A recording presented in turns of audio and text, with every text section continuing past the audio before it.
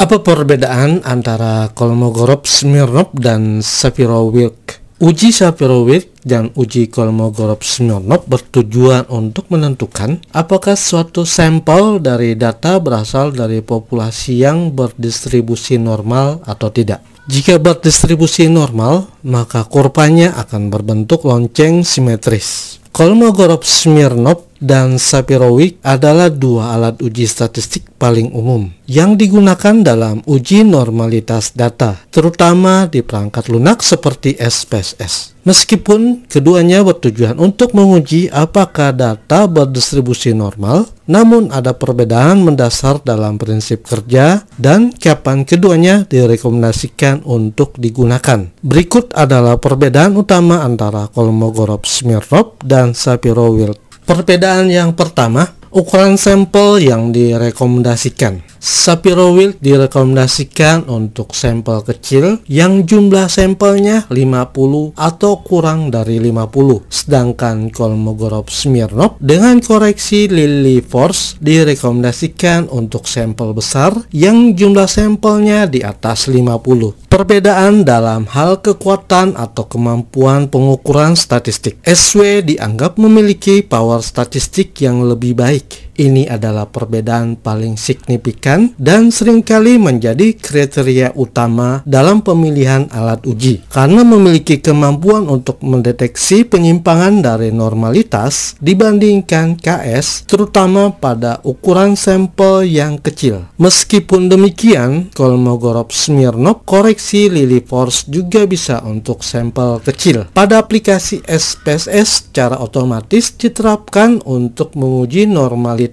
Walaupun sebenarnya alat uji KS lebih cocok untuk sampel yang lebih besar.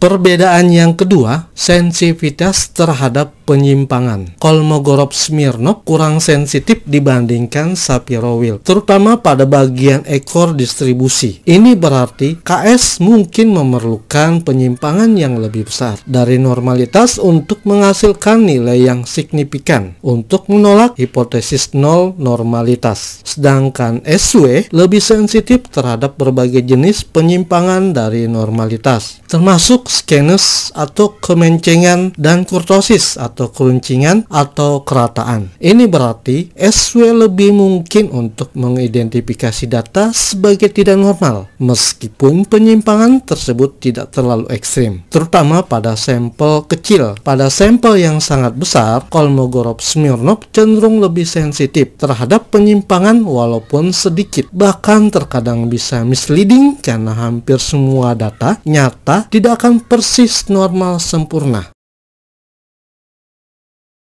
Perbedaan yang ketiga yaitu perhitungan statistik. Shapiro-Wilk menghitung statistik W yang merupakan rasio dari kuadrat jumlah deviasi terurut data dari rata-rata sampel dibagi dengan jumlah kuadrat deviasi data dari rata-rata sampel. Semakin dekat W ke 1, maka semakin normal distribusinya. SW dalam perhitungannya melibatkan koefisien yang cukup kompleks, sehingga jarang dilakukan perhitungan secara manual. Sedangkan Kolmogorov-Smirnov menghitung statistik D, yang merupakan perbedaan maksimum absolut antara fungsi distribusi kumulatif empiris dari sampel data dan fungsi distribusi kumulatif dari distribusi normal teoretis yang diasumsikan. Jika KS secara fundamental dirancang untuk membandingkan distribusi sampel dengan distribusi spesifik yang diketahui, misalnya distribusi normal dengan mean dan standar deviasi tertentu.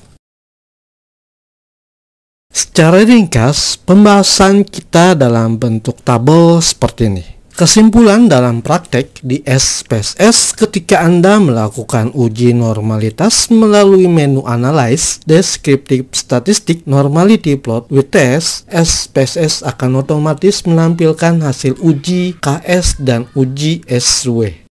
Aturan praktis yang paling umum adalah jika ukuran sampel yang diteliti adalah 50 atau kurang dari 50, maka gunakanlah hasil dari uji SW. Jika ukuran sampel yang diteliti lebih dari 50, maka gunakanlah hasil dari uji KS dengan koreksi Lilliefors. Kesimpulan terakhir dari video ini, selain alat uji KS dan SW, penting juga untuk selalu melihat grafik sebagai pelengkap, baik dalam bentuk histogram maupun dalam bentuk Kiki plot. Terkadang alat uji statistik bisa sangat sensitif pada sampel besar, sehingga sedikit saja penyimpangan yang tidak signifikan, maka secara praktis bisa menghasilkan p-value lebih kecil dari 0,05.